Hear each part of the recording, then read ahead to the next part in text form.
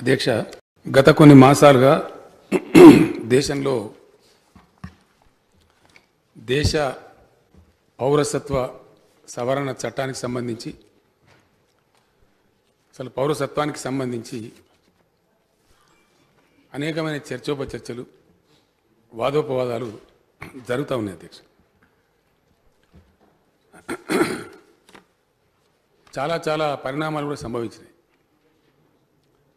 జాతీయంగా with in the country కాదు sir, అంతర్జాతీయంగా కూడా ఈవెన్ ఇంటర్నేషనల్ అసెంబ్లీ ఆల్సో ఈ విషయం మీద చర్చ చేస్తూ ఉన్నారు. ప్రపంచం అంతా కూడా భారతదేశం వైపు చూస్తూ కూడా ఉన్నది. ఇది ఒక విపత్కరమైనటువంటి విచిత్రమైనటువంటి పరిస్థితి.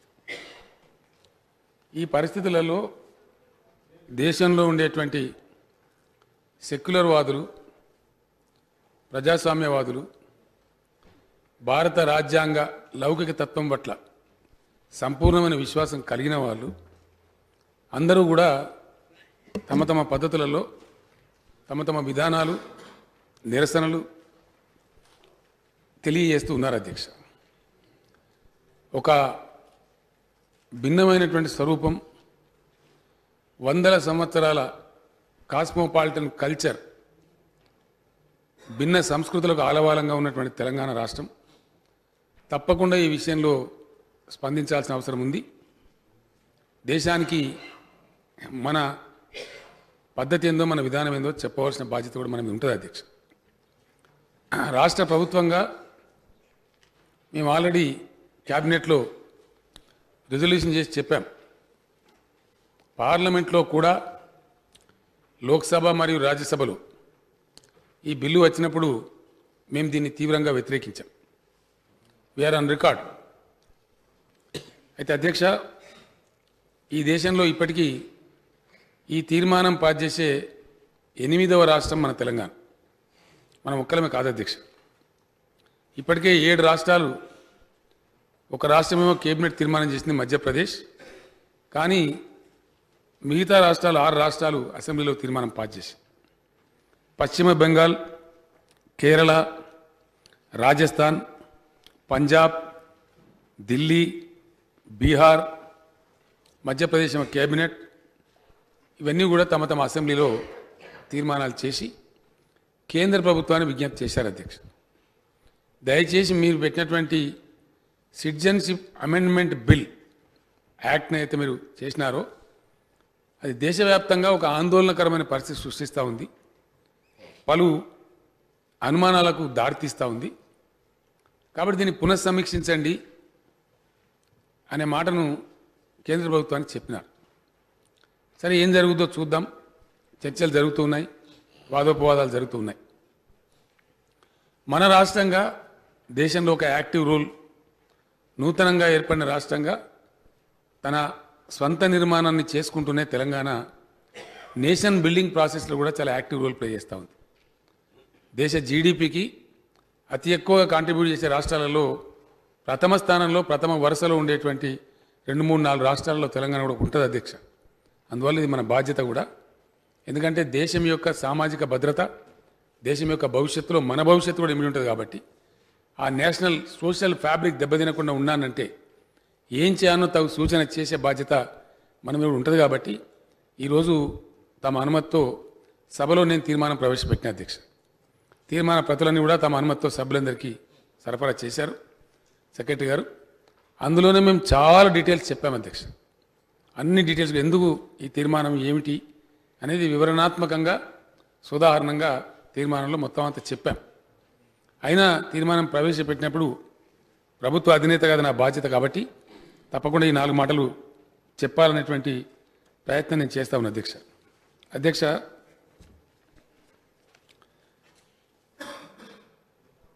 ఈరోజు పరిణతి చెందినటువంటి మానవ ప్రపంచం, the human community of the globe, విశ్వమానవ సౌభ్రాతృత్వం కోసం అనేకంగా పరిశ్రమిస్తున్నటువంటి తరుణం. ప్రపంచ మానవాళి వసుదైక కుటుంబం అని కలలు కంటున్నటువంటి సందర్భంలో మనం ఉన్నాం ఈరోజు. నిజంగా కూడా ఆధునిక సాంకేతిక పరిజ్ఞానం అనేకమైనటువంటి ఎల్లలను చెరిపివేసింది అధ్యక్ష. అనేకమైనటువంటి బార్డర్స్ను బద్దలు కొట్టేసి ఈరోజు మనం ఇక్కడ ఒక SMS ఇస్తే 100 దేశాలకు పోయే పరిస్థితి, ఒక ఫేస్బుక్లో ఒక పోస్ట్ పెడితే ఎక్కడో ఉండే అనేక దేశాలకు పోయేటువంటి పరిస్థితి. ఇదంతా కూడా జరుగుతున్నటువంటి ఈ నేపథ్యంలో ఈ బిల్లు సృష్టిస్తున్నటువంటి ఆందోళన, ఈ బిల్లు ఈ విధానం సృష్టిస్తున్నటువంటి ప్రకంపనలు ఎంతవరకు సమంజసం అనే చర్చ దేశంలో జరుగుతోంది అధ్యక్ష. దాన్నే నేను వివరించే ప్రయత్నం చేస్తాను. ఏదో బ్లంట్గా గుడ్డిగా ఏం అవగాహన లేకుండా మేము దీన్ని వ్యతిరేకించడం లేదు. ఒక స్పష్టమైన అవగాహనతోనే ఈ CAAని కానీ NPRని కానీ NRCని కానీ మేము వ్యతిరేకిస్తూ ఉన్నాం. దానికి రీజనింగ్ ఉంది. ఆ రీజన్ నేను ముందు నా మాటలో చెప్తా అధ్యక్ష. We have a very strong reason. ఈరోజు ఆందోళన స్థాయి ఏంది అధ్యక్ష? జనరల్గా మన దేశంలో రాజకీయంగా పొరపొచ్చాలన్నా పొలిటికల్ డిఫరెన్సెస్ ఉన్నప్పటికీ కూడా ఫారిన్ డిగ్నిటరీస్ దేశంలో పర్యటించే టైంలో ఎవరమైనా కొంత సంయమనం పాటిస్తాం.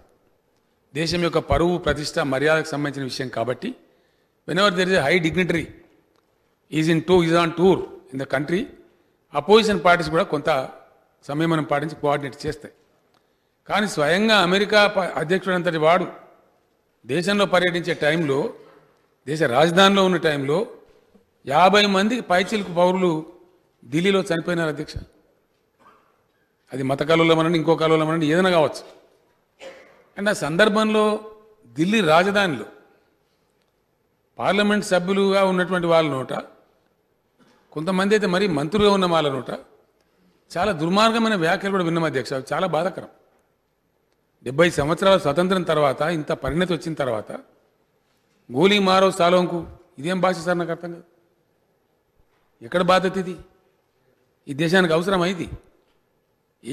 ఎవరి మంచిని ఆశించి, ఎవరి యొక్క శ్రేయస్సును ఆశించి, దేశం యొక్క ఏ భవిష్యత్తును ఆశించి? ఐఎమ్ సారీ, చాలా బాధపడ్డాం. ఇవి ఏ రకంగా కూడా వాంఛనీయమైనవి కావు. Not at all. A civilised society like India cannot tolerate this kind of nuisance. It's not possible. ఇది వాంఛనీయం కాదు, మంచిది కాదు. సరే, తాత్కాలికంగా కొందరికి ఏదో ఆనందం కలగవచ్చు, కొందరు నిందించినంత మాత్రాన. అది గొప్ప విషయం కాదు అధ్యక్ష. అది శాశ్వతంగా నిలబడేది కాదు. ఒక మంచి పునాదుల మీద మంచి ఆలోచనలతోని గొప్ప విధానం పోతే అది నిలబడుతుంది. కానీ ఈ తాత్కాలికంగా టెంప్టేషన్స్ క్రియేట్ చేసి ఏదో అప్పటికప్పుడు రాక్షస ఆనందం పొందే విధానం ఏదైతుందో అది దేశం మొత్తానికి మంచిది కాదు. భారత సమాజంగా, భారత సొసైటీగా, అంతర్జాతీయంగా ఉన్న మన ఖ్యాతి, మన టాలరెంట్ పద్ధతి, మన సెక్యులర్ పద్ధతి, మన రాజ్యాంగం బేసిక్ ప్రియాంబుల్లో చెప్పుకున్నటువంటి ప్రిన్సిపల్స్కు అది పూర్తి స్థాయిలో వ్యతిరేకం అధ్యక్ష. అది మనసును కలిచివేస్తూ ఉంది, బాధ కలుగుతూ ఉంది. చాలా రోజుల నుంచి ఉన్నాం అధ్యక్ష పబ్లిక్ లైఫ్లో. నా I/1 40-45 ఏళ్ళ నుంచి ఉన్నాను నేను. 35 సంవత్సరాలుగా ఏదో ఒక పదవిలో ఉన్నాం. ఆల్మోస్ట్ అన్ని పదవులు చేసినాం. కేంద్ర మంత్రి పదవి చేసినాం, ఎమ్మెల్యే చేసినాం, తమరు కూర్చుండే స్థానంలో డిప్యూటీ స్పీకర్గా కూర్చొని పనిచేసినాం, రాష్ట్రంలో మంత్రిగా పనిచేసినాం. కానీ ఇది కాదు ఆశించేది.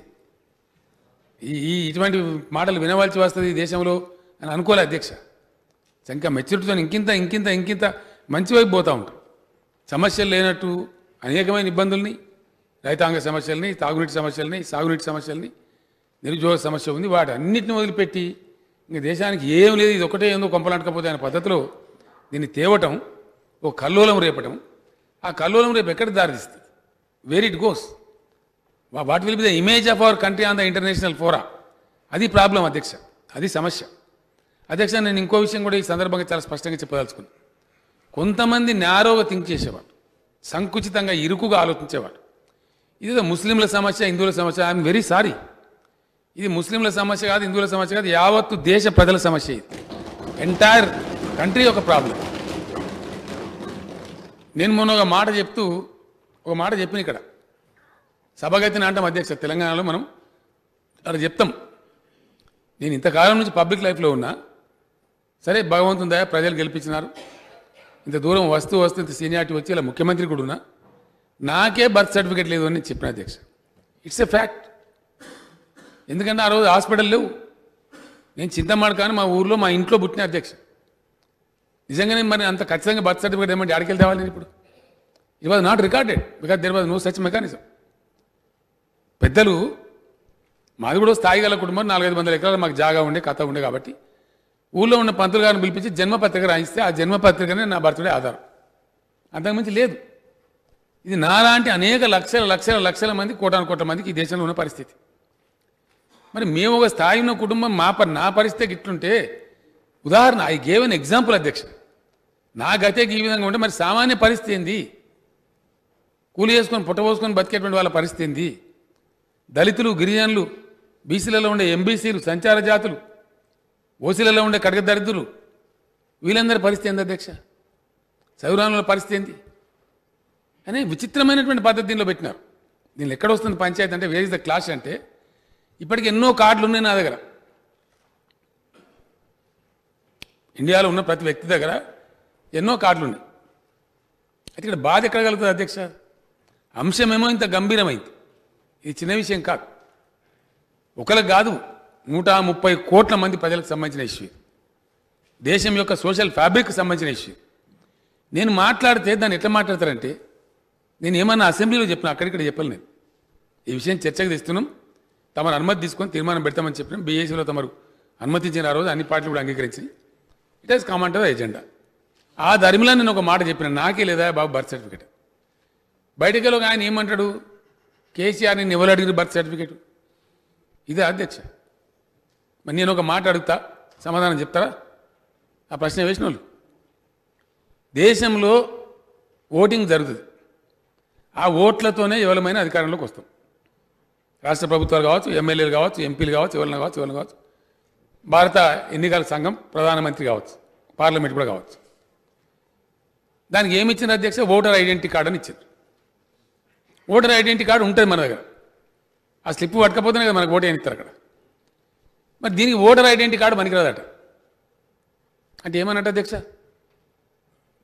ఈ సిటిజన్షిప్కు నువ్వు భారతీయునివా కాదా రుజువు చేసుకోవాలంటే ఓటర్ ఐడెంటిటీ కార్డు పనిచేయది, డ్రైవింగ్ లైసెన్స్ పనిచేయది, ఆధార్ కార్డు పనిచేయది, రేషన్ కార్డు పనిచేయది, చివరికి నీ పాస్పోర్ట్ పనిచేయది. మరి ఏం పనిచేస్తుంది? దేశ ప్రభుత్వాన్ని ఏ ఓటర్ ఐడెంటిటీ కార్డు అయితే ఎన్నుకున్నదో ఆ ఓటర్ ఐడెంటిటీ కార్డు పనికిరాని మరి మీ గవర్నమెంట్ ఉన్నదనుకోనా లేదనుకోనా? That's a big question. ఇది చాలా కాంప్లికేటెడ్ ఇష్యూ అధ్యక్ష. ఎటు పడితే మాట్లాడతాం, ఏది పడుతుంది మాట్లాడాల్సి దానికి ఏముంది, నోరున్నది అని. నన్ను మాట్లాడమంటే నేను 2-3 గంటలు మాట్లాడతా, దాని లెక్కున్నదా? కానీ there has to be a frame. Convince చేయాలా, ఇది దేశానికి సంబంధించిన సమస్య, ప్రజలకు సంబంధించిన సమస్య. అందులో ముఖ్యంగా అధ్యక్ష, నోరు లేని మహిళలు, నిరుపేదలు, నిరక్షరాస్కులు, కూలి చేసుకొని బతికే పేదలు, న్యూమాటిక్ సంచార జాతులైన ప్రజలు, వాళ్ళకు సంబంధించిన ఇష్యూ ఇది. కోట్ల మందికి సంబంధించిన ఇష్యూ. ఒక కేసీఆర్ బర్త్ సర్టిఫికేట్ లేదనేది కాదు. కేసీఆర్ లాంటి అనేక కోట్ల మందికి ఎవరికైతే బర్త్ సర్టిఫికేట్ లేదో వాళ్ళ పరిస్థితి ఏంది? That is a question, that is a point. అందుకే ఈ ప్రశ్న వస్తూ ఉంది. ఎందుకు ఇంత చర్చ జరగాల్సి వస్తూ ఉంది అధ్యక్ష? ఇదేం ఆశామాషి విషయమా? ఇక్కడ అసలు ఇంత పరిస్థితి ఎందుకు వస్తుంది అధ్యక్ష? ఒక కేసీఆర్, ఒక తెలంగాణ రాష్ట్రమో, ఒక హైదరాబాద్ కాదు కదా ఇది మాట్లాడుతున్నది. దేశం 4 మూలలు అంటుకొని లొల్లైతా ఉన్నది. ఇవాళ నువ్వు ఢిల్లీలో కథలు, షాహీన్బాగ్ ధర్నాలు, ఎన్ని ధర్నాలు, ఎన్ని మీటింగులు, అనేకమైన సమావేశాలు జరుగుతూ ఉన్నాయి. అనేకమైనటువంటి మాజీ ఐఏఎస్ అధికారులు ప్రచారం చేస్తూ ఉన్నారు.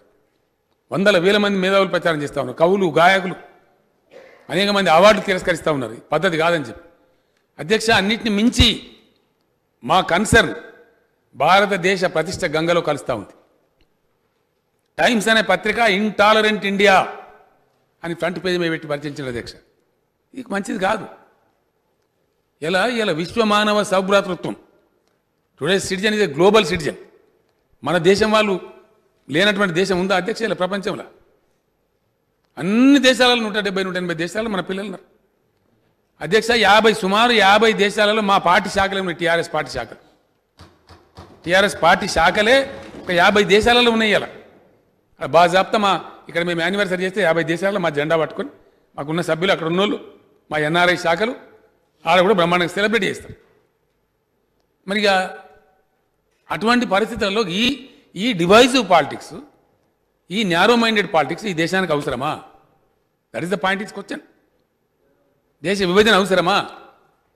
అది అధ్యక్ష. అయితే అధ్యక్ష, ఇక్కడ కొన్ని విషయాలు చెప్పాలి. చాలామంది మా యువ శాసనసభ్యులు, కొంతమంది కన్ఫ్యూజన్స్ కూడా ఉంటాయి.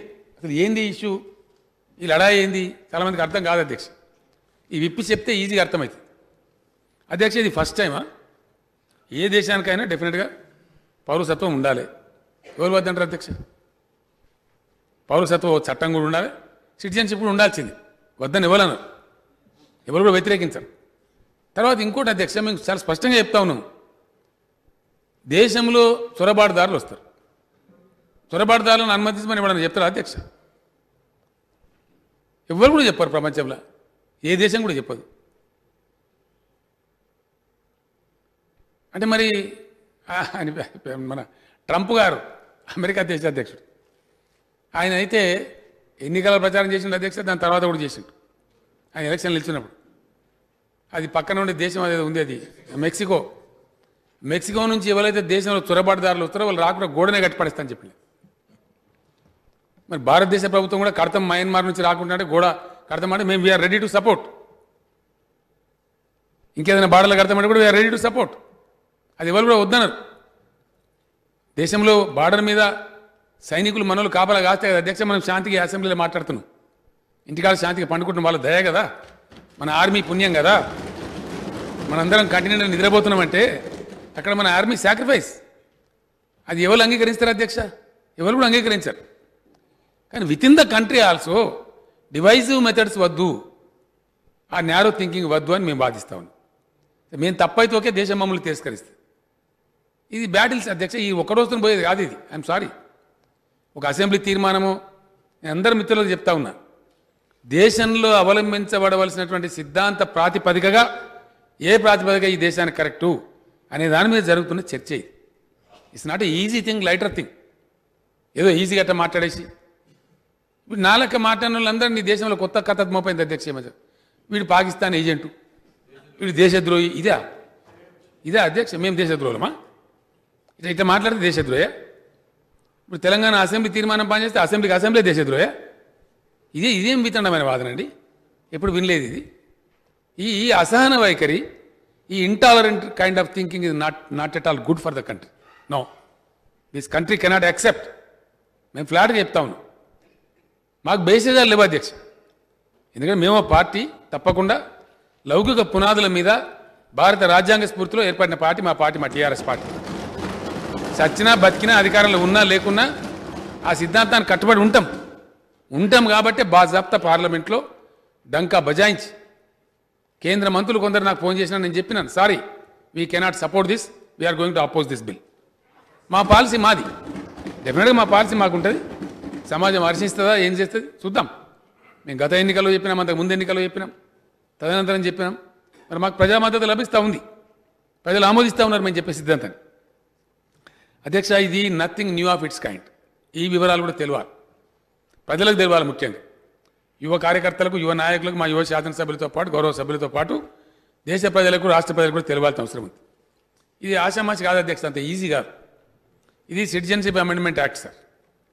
గౌరవనీయులు మాజీ ప్రధానమంత్రి స్వర్గీయ అటల్ బిహారీ వాజ్పేయి గారు ఎన్డీఏ ప్రభుత్వానికి నేతృత్వం వహిస్తూ ప్రధానమంత్రి ఉన్న టైంలో ఈ విషయంపై కార్గిల్ యుద్ధం తర్వాత అనుకుంటా బహుశా 2003లో ఎల్కే అద్వానీ గారు అప్పుడు హోమ్ మినిస్టర్గా ఉంటే వారి ఆధ్వర్యంలో కమిటీ వేసినారు. ఆ కమిటీ చాలా చర్చలు చేసి కొన్ని అమెండ్మెంట్స్ చెప్పినారు అధ్యక్ష. అమెండ్మెంట్స్ ఉన్నాయి ఇక్కడ. అది డిస్కషన్ చేసి ఎప్పుడు అధ్యక్ష 17 years బ్యాక్ కొన్ని చేర్పులు సూచించి చెప్తే దాని ప్రకారం ఈ చట్టాన్ని కొద్దిగా మార్చి ఎంఎన్ఐసి మల్టీపర్పస్ నేషనల్ ఐడెంటిటీ కార్డ్ అందరికీ ఇవ్వాలి దేశంలో. దానికోసం అవలంబించిన పద్ధతులు ఏందో అవలంబించాలని పెట్టినారు అధ్యక్ష.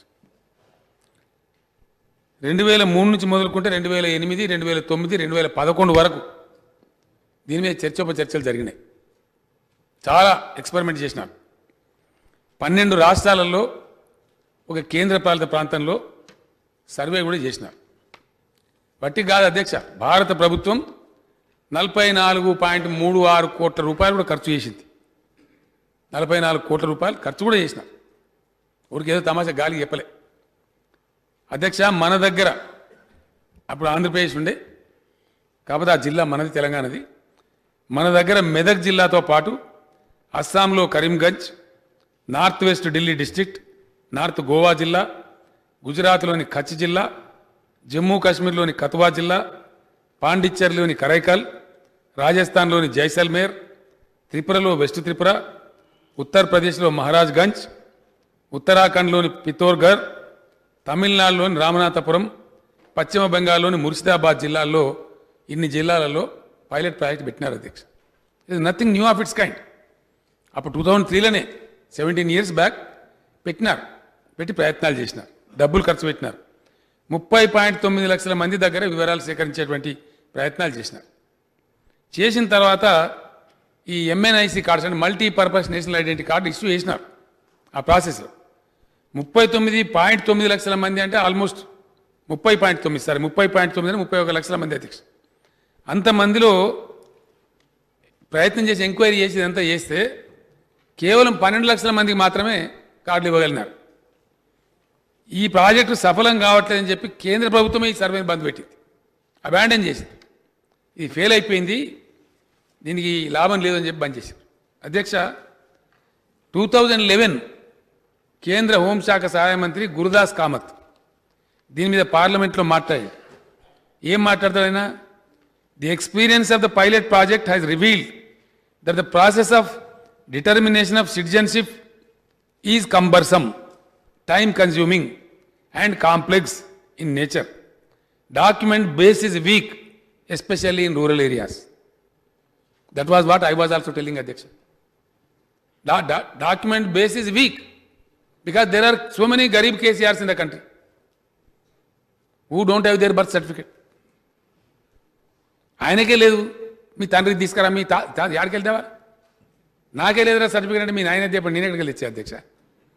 సో ఇటువంటి పేద కేసీఆర్లు కోట్ల మంది ఉన్నారు ఈ దేశంలో. సొంత బర్త్ సర్టిఫికేట్ లేని వాళ్ళు, మీ నాయనద్దే మీ పూర్వీకులద్దే అంటే తెచ్చే అవకాశం లేని వాళ్ళు కోట్ల మంది ప్రజలు ఉన్నారు. వాళ్ళ గతి ఏంది అనేది ప్రశ్న ఇక్కడ. అది కేంద్ర మంత్రి గారే గురుదాస్ కామత్ గారు పార్లమెంట్లో స్వయంగా స్టేట్మెంట్ ఇచ్చారు అధ్యక్ష.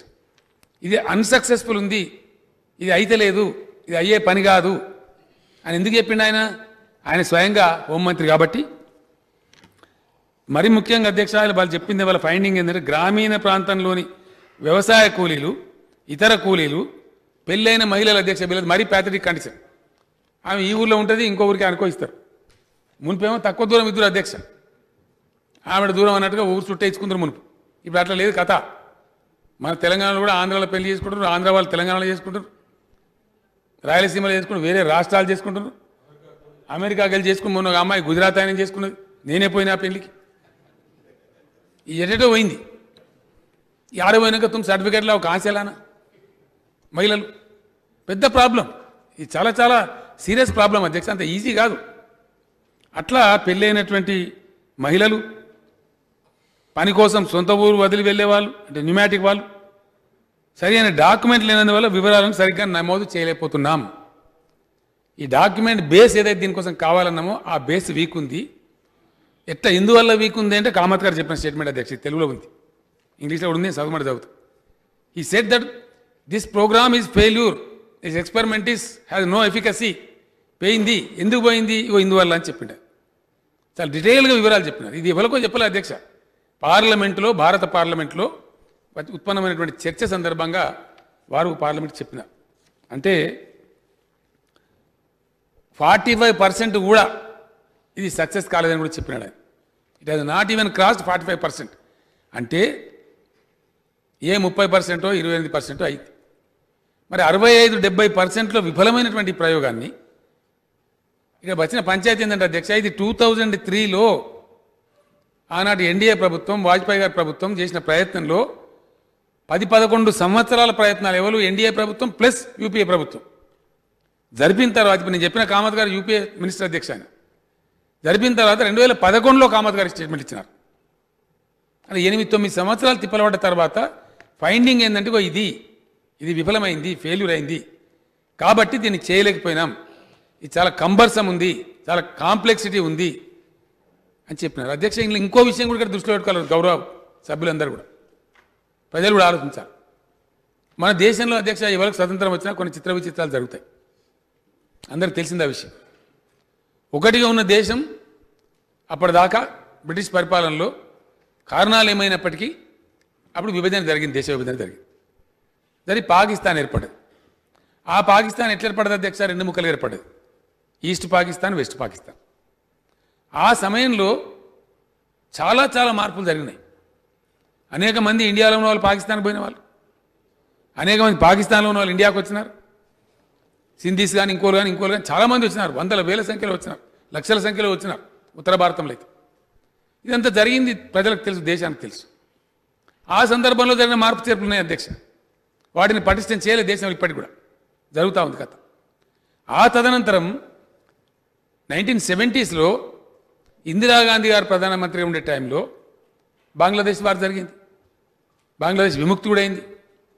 బంగ్లాదేశ్ పాకిస్తాన్ నుంచి విడిపోయి ఇండిపెండెంట్ కంట్రీ అయింది. బంగ్లాదేశ్ మన బార్డర్లో ఉంటుంది అధ్యక్ష. ఆ సందర్భంలో వందల వేల లక్షల మంది బంగ్లాదేశ్ నుంచి భారతదేశానికి పారిపోయి వచ్చినారు. వాళ్ళందరినీ భారత ప్రభుత్వం యుఎన్ఓ ఆదేశాల మేరకు కాందిశీకులుగా గుర్తించి, రెఫ్యూజీస్గా గుర్తించి, హ్యూమన్ యాంగిల్లో వాళ్ళకి షెల్టర్ ఇచ్చింది భారతదేశం. మన రాష్ట్రంలో ఉన్నాయి అధ్యక్ష. ఆ రోజు వచ్చిన మన కాందిశీకుల యొక్క శిబిరాలు మన కాగజ్ నగర్లో అయితే పెద్ద ఊరే ఉంది. ఇప్పుడు 10,000 మంది ఉన్నారు అధ్యక్ష. ఇప్పుడు గ్రామ పంచాయతీ వాళ్ళే సర్పంచ్ గెలుస్తారు.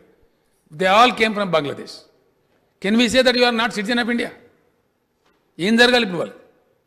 ఇట్లా ఈ కాంప్లెక్సిటీ దేశంలో ఎందుకు ఉందంటే వివిధ పరిణామాల క్రమంలో బంగ్లాదేశ్ నుంచి వచ్చిన ఉన్నారు, ఇంకొక అడగలు వచ్చిన ఉన్నారు, ఇట్లా ఉన్న రకరకాలుగా ఉంది.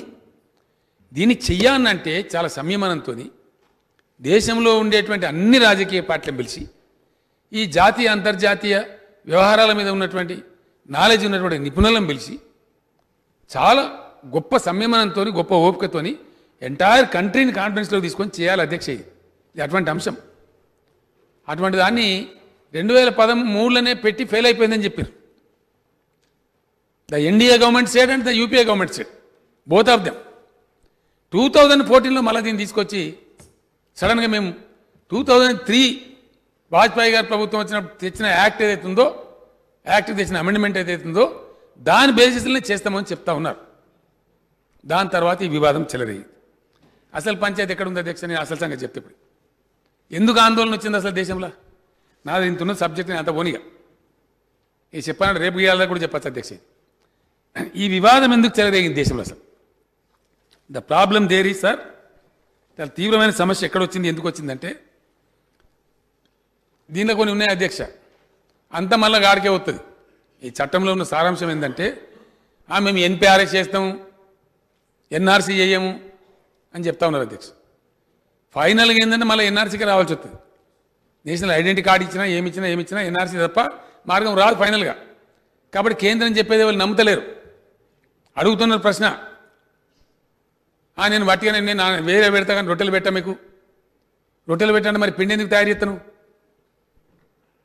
రొట్టెలు చేసేది లేకపోతే పిండి ఎందుకు దంచుతాను, పిండి ఎందుకు పడుతున్నాను? ఇది ప్రశ్న ఇప్పుడు దేశం ముందర అడుగుతున్నారు. హోంమంత్రి గారు స్వయంగా చెప్తారు, నైనే हम एनआरसी नहीं करेंगे, सिर्फ एनपीआर करेंगे. ठीक बात है. फिर ये रिपोर्ट क्यों दिया आप अध्यक्ष? ఇది మినిస్ట్రీ ఆఫ్ హోమ్ అఫేర్స్, భారత ప్రభుత్వం మినిస్ట్రీ ఆఫ్ హోమ్ అఫేర్స్ 2018-19 కోసం పార్లమెంట్ ముందు పెట్టినటువంటి రిపోర్ట్, యాన్యువల్ రిపోర్ట్.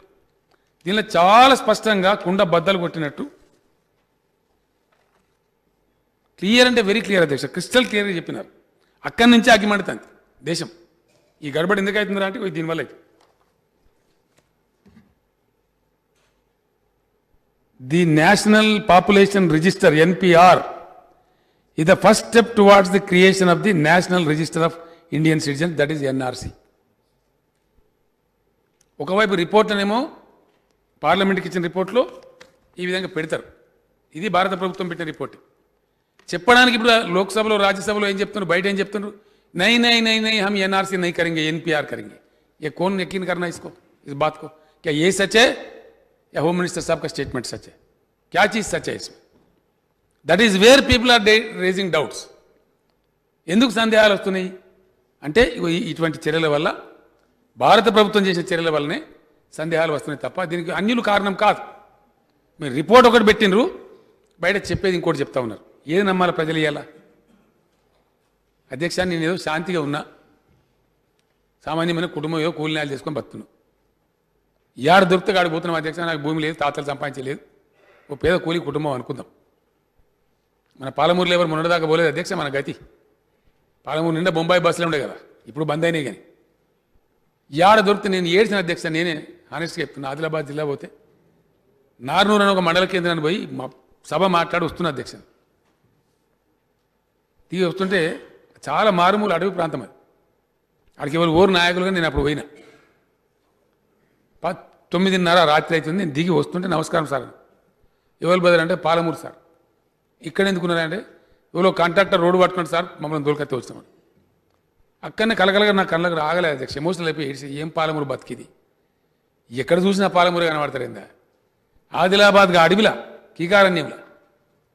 అక్కడి నుంచి మేము టౌన్కి వచ్చేదాకా కూడా నా పక్కన మిత్రులతోని చాలా కన్ననీళ్ళ పర్యంతమే బాధపడుతూ వచ్చి ఏం బతకాయని అమ్మ తెలంగాణ ఎంత పని అయిపోయాయి అని ఏడ్చుకుంటూ వచ్చారు.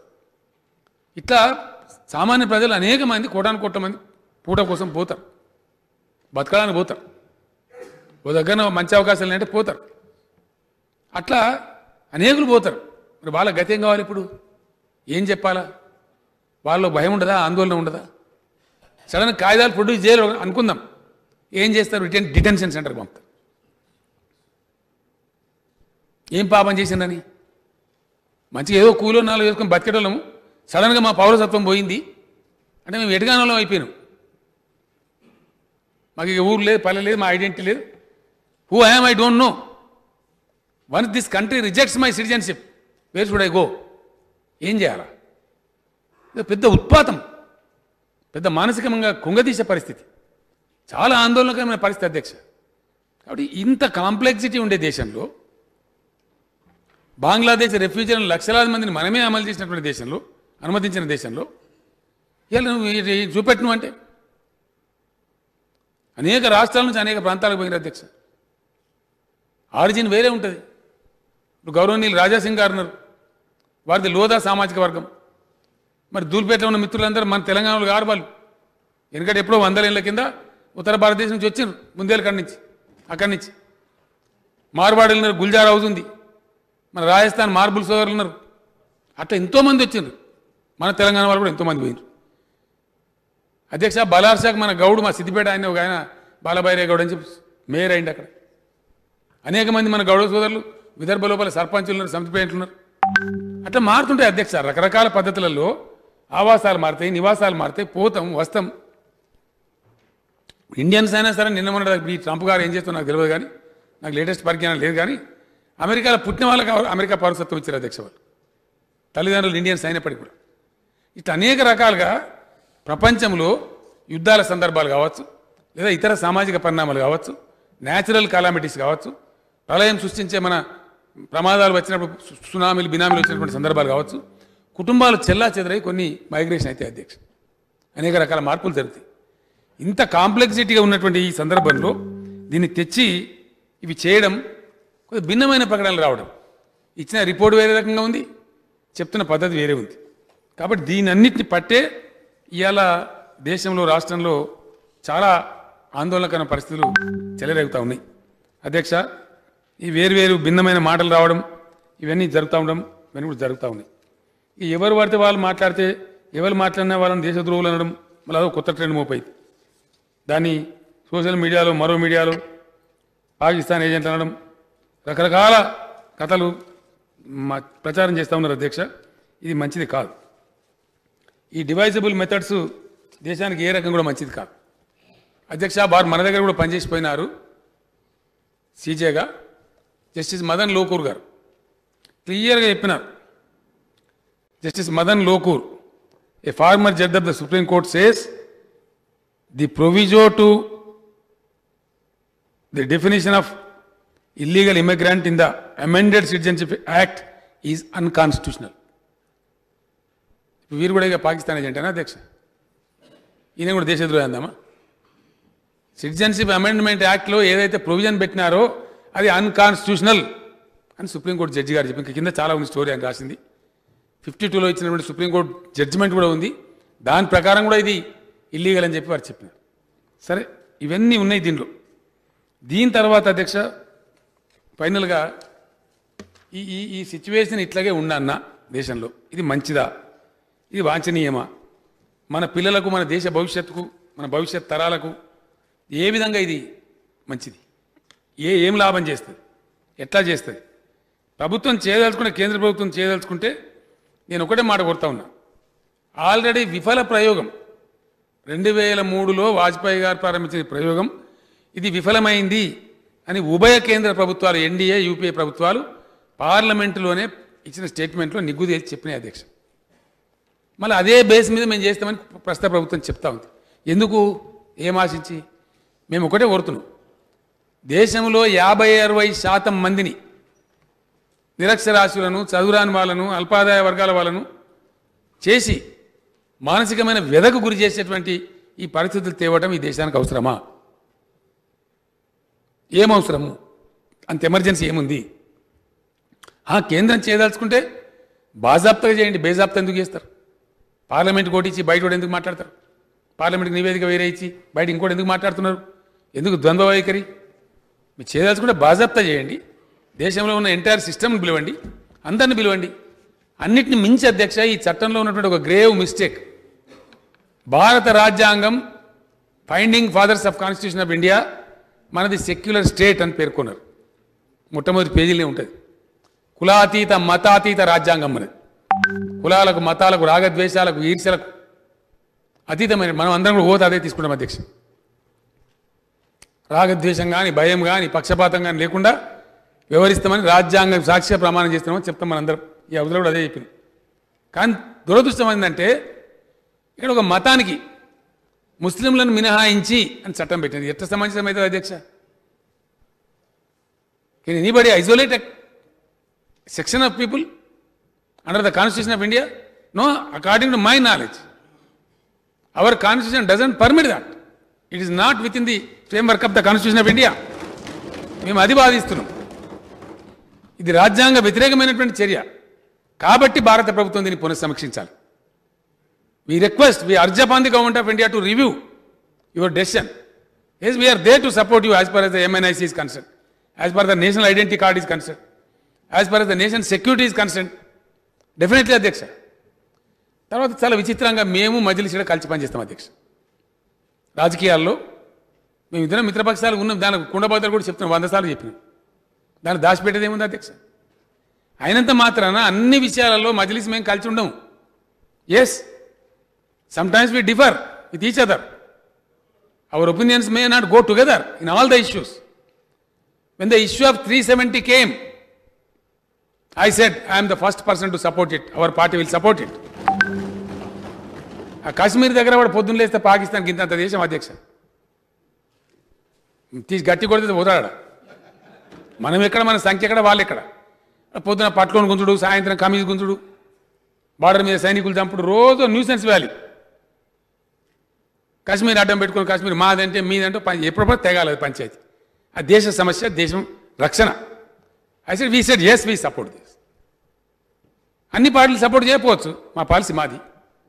Here in this, as per this matter is concern, మా అభిప్రాయాలు, మా మజ్లిస్ అభిప్రాయాలు ఒకటిగా ఉండొచ్చు. Yes, we're having the same ideology as per this issue is concern. కాబట్టి నేనేమంటున్నా అంటే, దీనికి ఏదో అన్ని ముడిపెట్టి మాట్లాడడం, పిచ్చి పిచ్చి మాట్లాడడం, అంటే ఉల్టా పల్టా మాట్లాడడం. మేము the situation is sir, we're raising certain doubts of the people of the country. We're raising those point. Please answer them, please satisfy them. We're also a party representing of the people. మేము వ్యక్తిగత అభిప్రాయాలు కావు. కోటాను కోట్ల మంది, లక్షల మంది దేశంలో కన్ఫ్యూజ్ అవుతూ ఉంటే, అందులో పేద వర్గాల ప్రజలు కన్ఫ్యూజ్ అవుతూ ఉంటే, మహిళలు కన్ఫ్యూజ్ అవుతూ ఉంటే, కూలీనాలు చేసుకుని బతికే సామాన్యులు కన్ఫ్యూజ్ అవుతూ ఉంటే, సంచార జాతులు కన్ఫ్యూజ్ అవుతూ ఉంటే, వాళ్ళకు లేని ఉత్పాతం లెక్క వాళ్ళకు భయోత్పాతమైన సిచ్యువేషన్ తేకండి. ఈ దేశానికి మంచిది కాదు. లేదు, ఇది సిటిజన్షిప్ ఇచ్చేది తప్ప తీసుకునేది కాదు. ఇచ్చేది సబ్సిడీ ఇచ్చేది, మరి దానికి ఎందుకు ఇంత రద్దాంతం? దేశంలో ఎవడో అదే లైన్ నిలబెట్టి లెక్క పెట్టి మనకు కార్డు, మన్ను, అఫిడవిట్ తీసుకొని, సంతకాలు తీసుకొని ఇచ్చేసేయండి.